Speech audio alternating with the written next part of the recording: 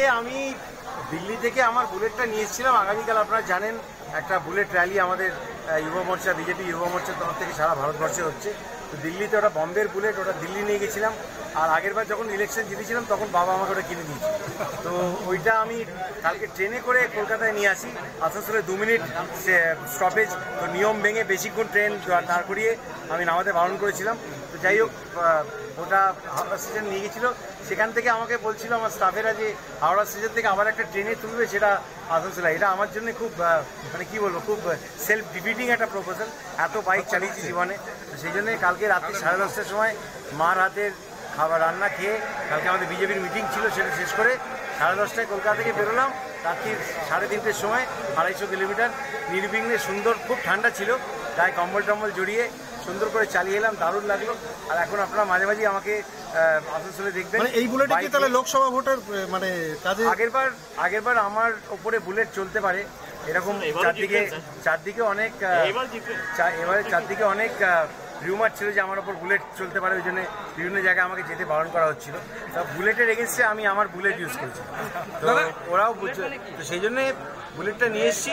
এবারেও আমি যেখানে যেখানে আমাদের ইয়াং ছেলেরা যেখানে যেতে চায়, যেখানে যেখানে বলবে সেখানে তাদের সঙ্গে যাবো। আর কালকে তারা আপনারা শুরুয়াত দেখতেই পাবেন, 300টা অরেঞ্জ কালারের হেলমেট বানানো হয়েছে।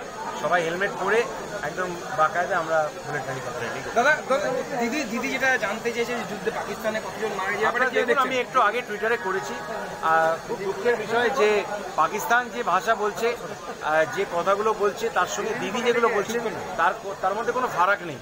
কে পাকিস্তানের পিএম, কে পাকিস্তানের মন্ত্রী, আর মানে এমনকি ইন্ডিয়ান চ্যানেলে আমাদের মমতা দিদি যে কথাগুলো বলছেন সেগুলো দেখালে হঠাৎ করে মনে হচ্ছে যে আমি কি পাকিস্তানি চ্যানেল দেখছি।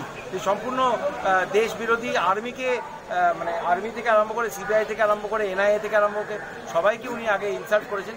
কিন্তু গতকালই 3জন আর্মি চিফ তারা বলেছেন যে আমরা যেটা করতে বেরিয়েছিলাম, অর্থাৎ বালাকোটেও টেররিস্ট ক্যাম্প ধ্বংস করে দেওয়া, যা করতে বেরিয়েছিলাম আমরা সেটা অ্যাচিভ করতে পেরেছি। সমস্ত দস্তাবেজ সরকারের কাছে জমা আছে। যখন সরকার মনে করবে, যদি সরকার মনে করে, তাহলে সেটা পাবলিক ডোমেনে নিয়ে আসবে। আপনাদের খালি একটা ছোট্ট জিনিস মনে করিয়ে দিই, যখন অ্যাবোটাবাদে আমেরিকা ওসামা বিন লাদেনকে ধরার জন্যে যে অভিযান করেছিল, সেই অভিযান হয়ে যাওয়ার পরে ইসলামিক ধর্ম মেনে সাগরের মাঝখানে ওনাকে কবর দেওয়া হয়েছিল, বা সাগরের মাঝখানে অন্ত্যেষ্টি হয়েছিল। তো মানে টেররিস্ট জগতে সবচেয়ে খফনাক চরিত্র ওসামা বিন লাদেন। পাকিস্তানে যারা রয়েছেন তারাও কোনো অংশে কম নয়।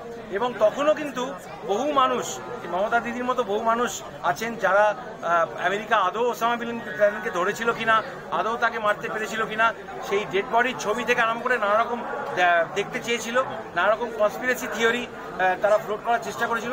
আমাকে একটা সিম্পল উত্তর দিন, ইউএসএ আজ পর্যন্ত ওই অভিযানের ভিডিও দেখিয়েছে? আজ পর্যন্ত ওসামা বিন লাদেনের ছবি দেখিয়েছে? কোনো জায়গায় কারোকে শুনুন, যখন আপনার ইন্টেন্ট যখন কারেক্ট, আপনি যেটা করতে চলেছেন সে সম্বন্ধে যখন আপনি খুব পরিষ্কার, এবং কাজটা যখন আপনি পরিষ্কারভাবে দেশকে সামনে রেখে যখন করছেন, তখন মমতা ব্যানার্জির মধ্যে অনেক মানুষ আছে, তাদেরকে সন্তুষ্ট করার জন্য, তাদের কি বলবো, আমার বলতে খারাপ লাগছে, কিন্তু বিকৃত রাজনৈতিক যে অভিসন্ধি সেগুলোকে ফর্ডার দেওয়ার জন্যে, ওনাকে সন্তুষ্ট করার জন্যে কেন্দ্রীয় সরকারকে ক্লাসিফাইড ইনফরমেশন রিলিজ করবে কি না করবে সেটা সম্পূর্ণ কেন্দ্রীয় সরকারের উপর ছাড়া উচিত।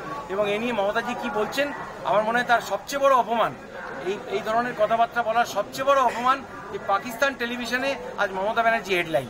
এটাই হচ্ছে আমার মনে হয় ওনার রাজনৈতিক জীবনের সবচেয়ে বড় কালো দিক। ধন্যবাদ।